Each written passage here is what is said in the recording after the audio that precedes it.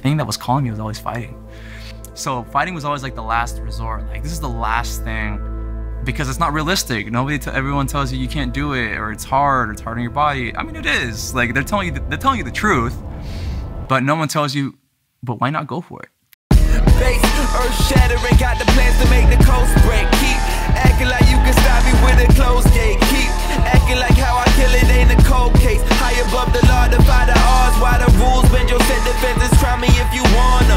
We gon' move against the waves and blow you out the water. Cutting up the ties, calling that divide and conquer. I'm one of a kind, but the sky's a baller. Born out the terror era, here of what the suns do. Y'all gon' see them blaze like they taking out the sun. So I was like, okay, I'm gonna be a broke fighter. And I said, if I have to live in my car, I'll live in my car. I'm gonna do this, and I'm gonna go hard for it. And I made a 5-year plan. I said, okay, at the end of the 5-year plan, I was like, if I don't have a future in this, I'll quit, I'll grow up. And if it doesn't work out, like, it's okay. Like, the 9 to 5 and what you're supposed to do will always be there. I was in a place where I was so lost in my life. Like, what's my identity? Like, I was basically like, this is my last resort. I need to find a place that's gonna make my career work. My original coach, very first coach, told me, hey, go to a mom and pop gym. Don't go to the biggest gym just because you think they're the best. Try like a little hole in the wall. Sometimes those are the best spots. So that's when I came into Phas3 in 2017, February. Yeah, and here, my career kind of took off. I came in saying, hey coach, very first thing I told him too, I was like, hey man, I want to be a fighter. I want to fight in like a month or something, or 2 months, something crazy, or like 3 months, something crazy like that. And I was like, I have fights, I have videos, and he's just like, dude, like, no, like, I don't even know you, you know?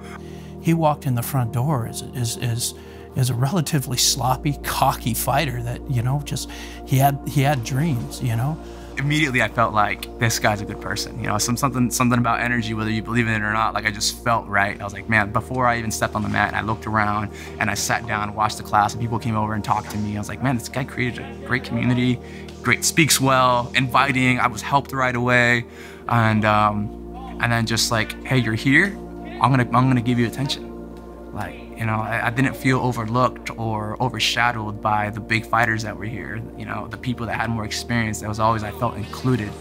Not everyone is so welcoming, and not everybody is going to just really try to bring you up to speed and help you accomplish your goals right away, like they do here. And then coming here, and I'm like, yeah, I just need someone to give me a chance. And coach gave me the chance. Sometimes nobody believes in you, but you just need that one person to believe in you. And I found that here. We have this fight coming up in Union City. Robbinson will be fighting a gentleman named Joey Sipliak. There's a lot riding on this fight. There's a lot riding on this fight. Robinson, for so long, has been overlooked and underestimated in the industry, and he's had to scrap his way just to get noticed. But in the recent months, he's had this meteoric rise. Fight after fight, he keeps winning fights that people just don't expect him to win. So finally, he's in a position where people understand that he is the top-ranked welterweight in America right now. And when he fights and hopefully beats Joey Sipliak, he's going to be in position to fight for the national title in New York. So yeah, we're all feeling it. There's a lot riding on this fight. When we go through a fight camp, we've got a 6-week fight camp on average. And a week before we have to get on the scale and do the weigh-ins, we do what we call a shark tank. Typically in my gym, when we spar, we do technical sparring. And technical sparring is, you know, it's at speed, but it's safe. We don't hit each other hard. Shark tank is actually pretty different.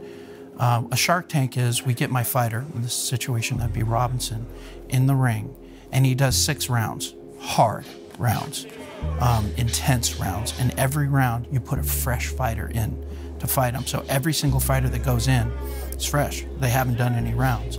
But Robinson has got to fight the best in my gym each round, heavy sparring.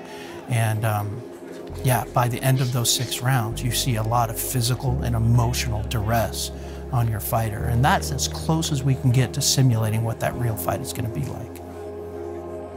It's funny when you think like you're so tired you can't do it, and then coach asks you, hey, I need you to do this, and you do it, and you're like, well, you like amaze yourself. And I think that's really powerful, just realizing that the end isn't really the end, and you're like a never-ending work in progress, because you're like, oh, okay, I'm done. It's like, no, you can be better.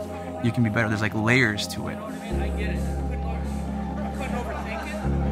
My fighters always make weight.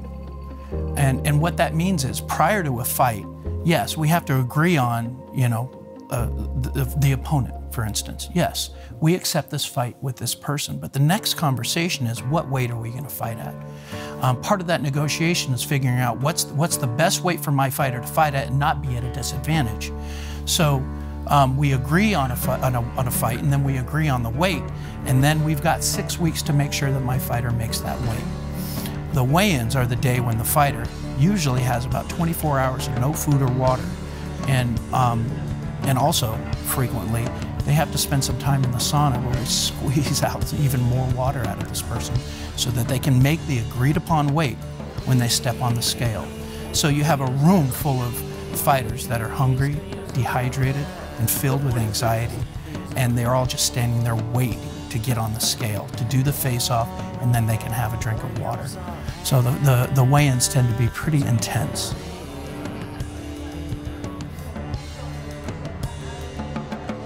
I feel like I'm the fighter he's been looking for, and he's the coach that I've been looking for, because it's like this is a guy that deserves to be like getting Coach of the Year awards and like having big name fighters, but people think like you build somebody up, like small gym is like a stepping stone. Like I'm gonna get big, and then I'm gonna go to the big gym, the name brand gym that's gonna give me the big opportunities or whatever.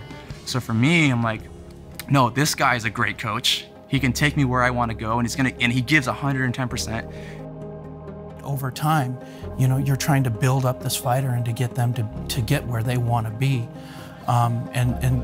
Everything that goes through that process just gets you closer and closer to where I don't know any good coach that doesn't actually fall in love with their student. You know, a fighter and a coach, it's very intimate, it's intense, but it's incredibly intimate. And then you watch what he's done, you know, and watch what we've done together. I have the best job in the world because I get to, you know, I get to sit ringside and watch him do stuff that he's been dreaming of his entire life. It's incredibly satisfying, you know, like you spend this much time and this much emotional intensity with your fighter, you start to become closer and closer. As far as I'm concerned, somebody like Robbinson, he's just family to me. There's some people out there that think that you don't have what it takes tonight. You know what I mean? There's a lot of them, your opponent included. They believe that this guy's gonna come out there and he's gonna hurt you, and he's gonna beat you in front of everybody you care about. You know what I mean? And speaking honestly, on paper, I can understand why they think that. Because yes, he's good. And he has more fights than you do. He has more wins than you do. He has more titles than you do. And none of that shit matters. And here's why. What they don't get, Robbinson, is that you've been here before, right? Like none of this is new to you.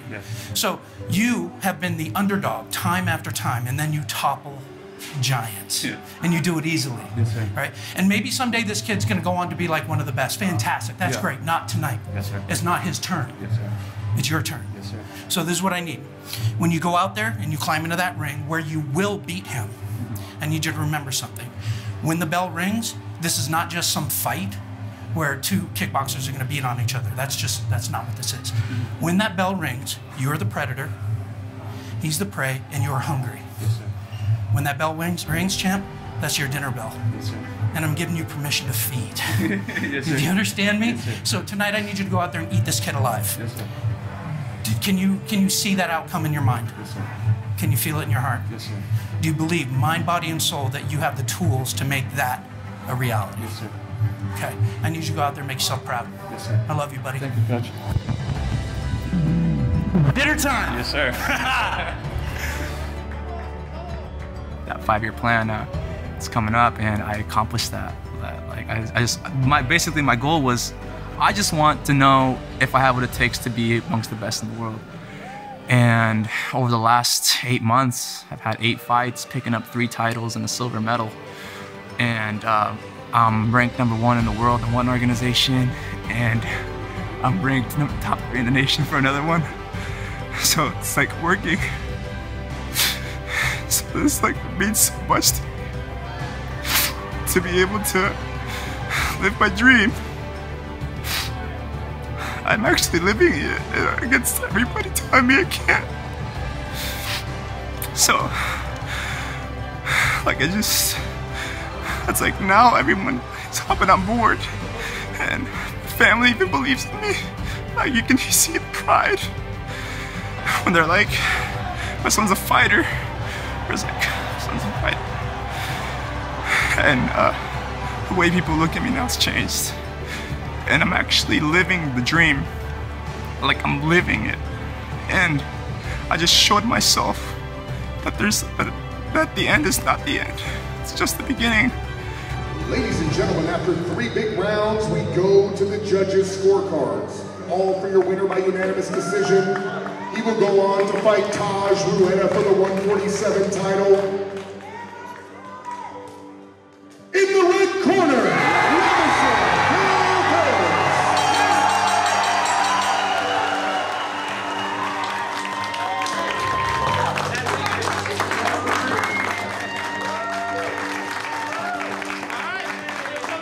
Listen up.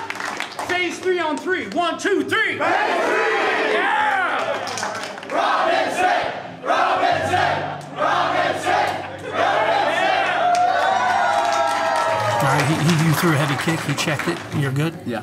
Yeah, how's your left shin? Oh, good. All right, how's your shoulder? Good. All right, looking good, man. All right, good.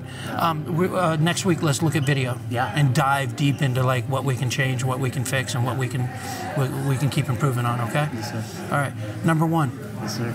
You're number 1. Yeah, we're number 1. Yeah. I love you, buddy. Thanks, coach.